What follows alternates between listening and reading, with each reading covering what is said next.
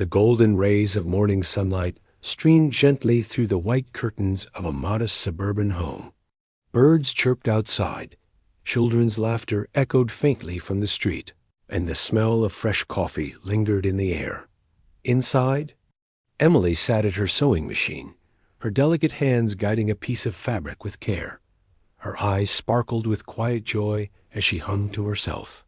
Sewing wasn't just a hobby for her. It was her escape, her art, her world. She paused for a moment, brushing a strand of hair from her face. "Maybe if I add a little lace here," she murmured softly, almost speaking to the fabric itself. From the open garage door came the faint clinking of tools. Her husband Jack was crouched over an old lawnmower, sweat glistening on his forehead. He had grease on his hands, but there was a satisfaction in fixing things, in holding on to the practical side of life. Emily raised her voice, just enough to carry across the house. "Jack, do you think the Johnsons will like this table runner? I'm making it for their anniversary gift." Jack chuckled, tightening a bolt before wiping his hands on a rag.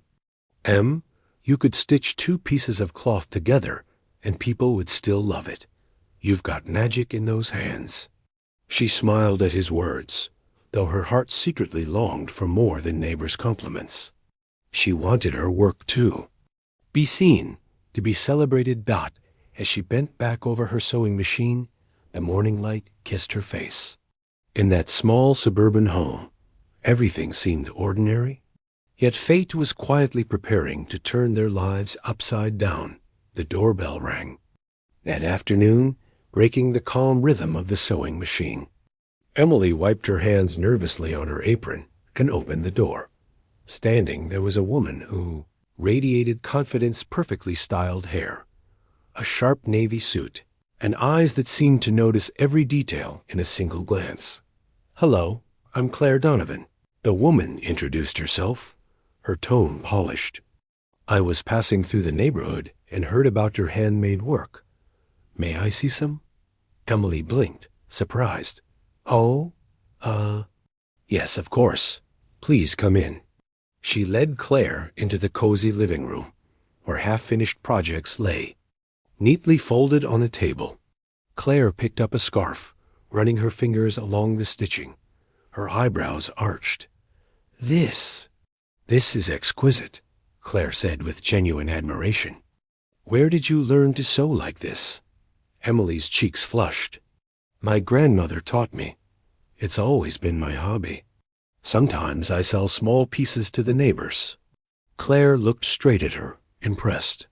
"You shouldn't be selling these for pocket change. You should be selling them in boutiques, high-end ones.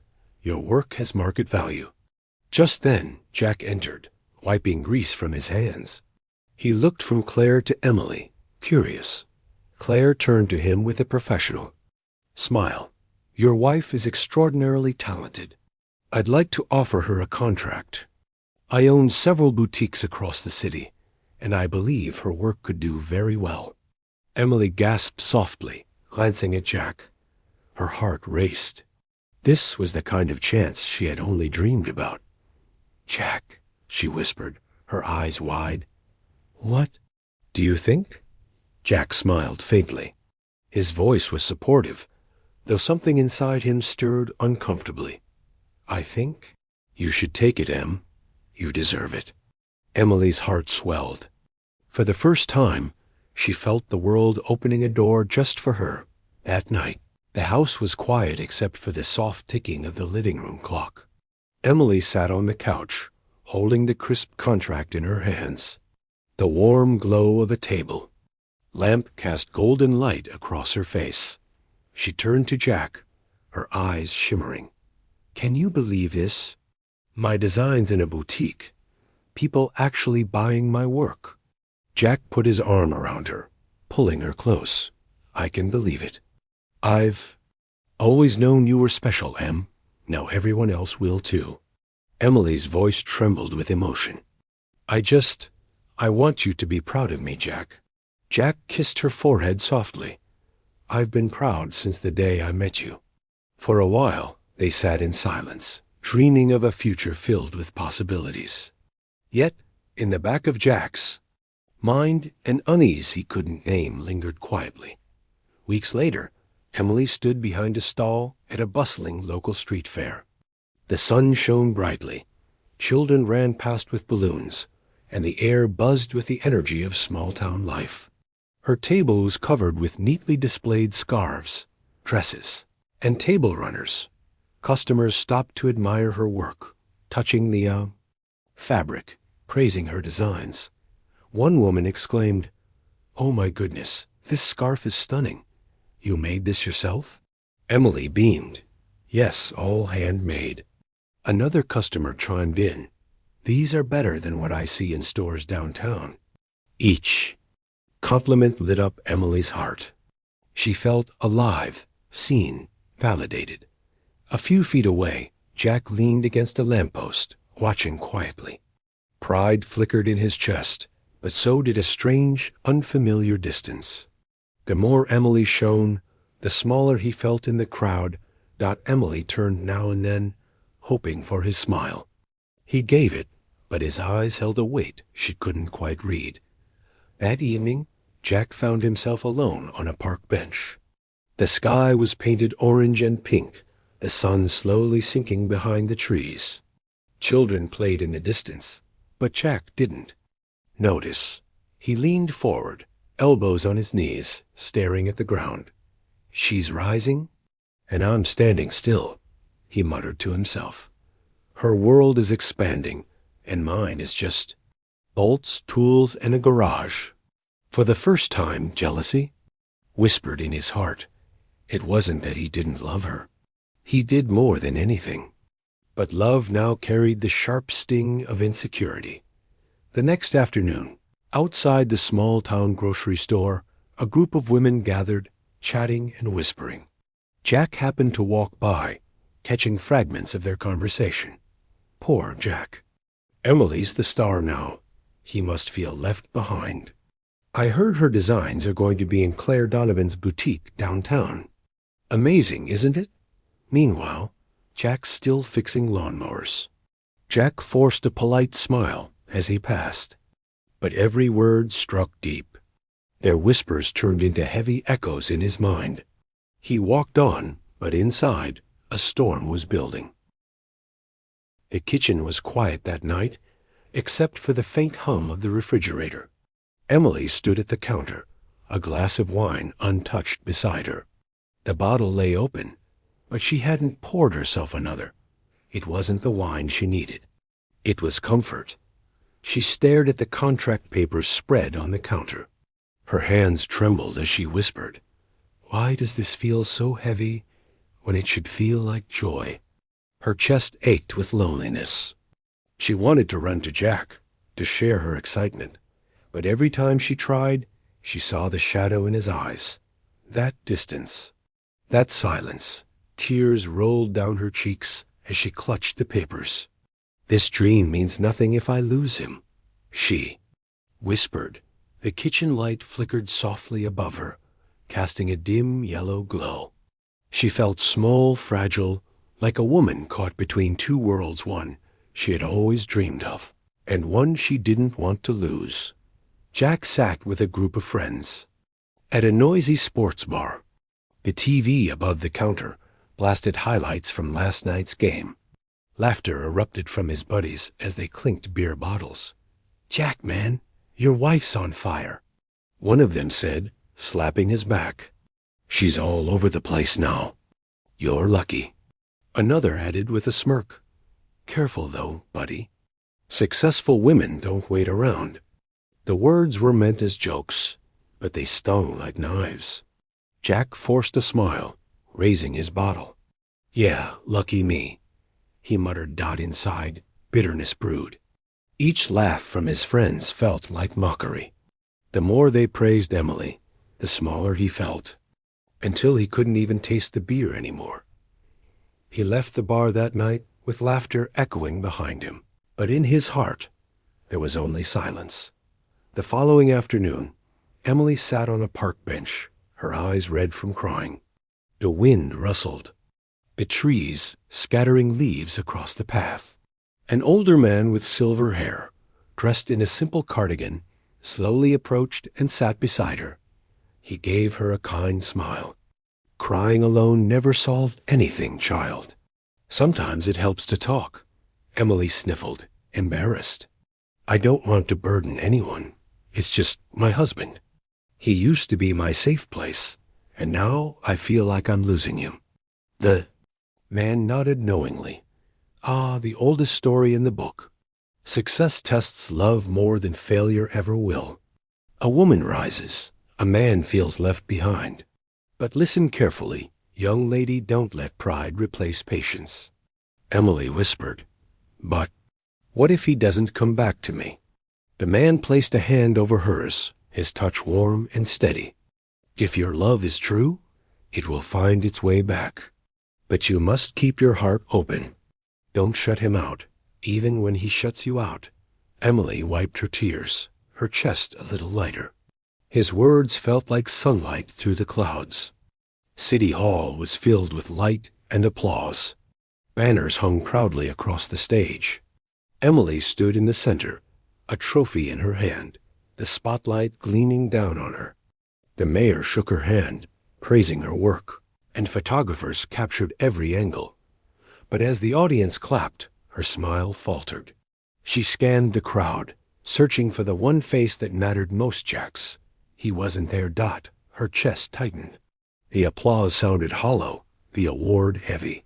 She forced a smile for the cameras, but her eyes brimmed with sadness. As she gave her thank you speech, her voice cracked. I wouldn't be here without my husband's love and support. This award belongs to him as much as it does to me.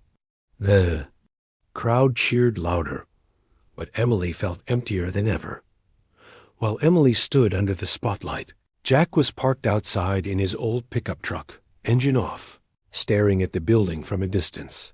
He gripped the steering wheel tightly, his jaw clenched. She doesn't need me in there. She has the whole world clapping for her now. To the windshield, he could see the faint glow of stage lights. He imagined her smiling, shining, while he sat in the shadows. He whispered bitterly, She's outgrown me, and I don't even know how to catch up. The night neon lights reflected on his windshield, painting him in colors that felt foreign. Inside, he was a man wrestling with his own worth. Later that evening, the house was heavy with silence. Emily walked in, holding her award, her eyes already wet. Jack sat in the living room, staring at the blank TV screen. She held the trophy out, her voice trembling. Jack, I wanted you there. I needed you there. Jack turned his head away. You didn't need me. You had the cameras, the applause, the whole city cheering you on. Emily's tears spilled over. I didn't care about any of that. I only cared about you. Why can't you see that? Jack stood, anger flashing. Because every time someone says your name, I feel smaller. Every time they praise you, I feel invisible. I'm not enough anymore, Emily.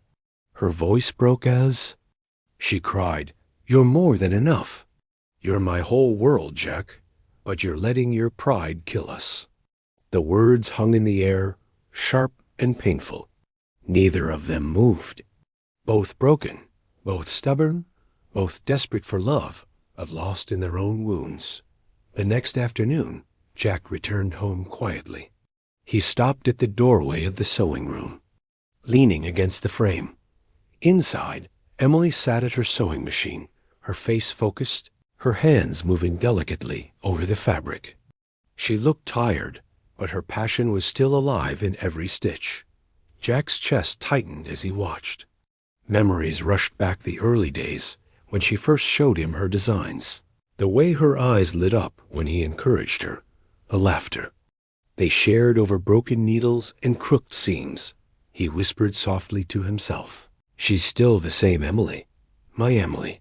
For a moment, he considered walking in, telling her everything on his heart, but fear held him back. Instead, he stood, in silence, letting his love and regret battle inside him. The dining room felt colder than usual that evening. The warm glow of the chandelier above couldn't chase away the silence that stretched between Emily and Jack. She had set the table carefully, placing candles at the center. Hoping tonight would be different. She carried a plate to the table. "I made your favorite," she said softly. "Roast chicken, just the way you like it." Jack sat down, his shoulders heavy. He picked up his fork and knife, cutting into the meal without a word. The clinking of silverware against porcelain filled the air, replacing the conversation that used to flow so easily between them. Emily's smile wavered, but she tried again. "Do you remember the first time I cooked this for you? It was a disaster. You laughed so hard you nearly choked." Jack's lips twitched as if a smile wanted to escape, but he forced it back down. He just nodded and kept chewing. Her eyes searched his face for some sign of warmth, of connection.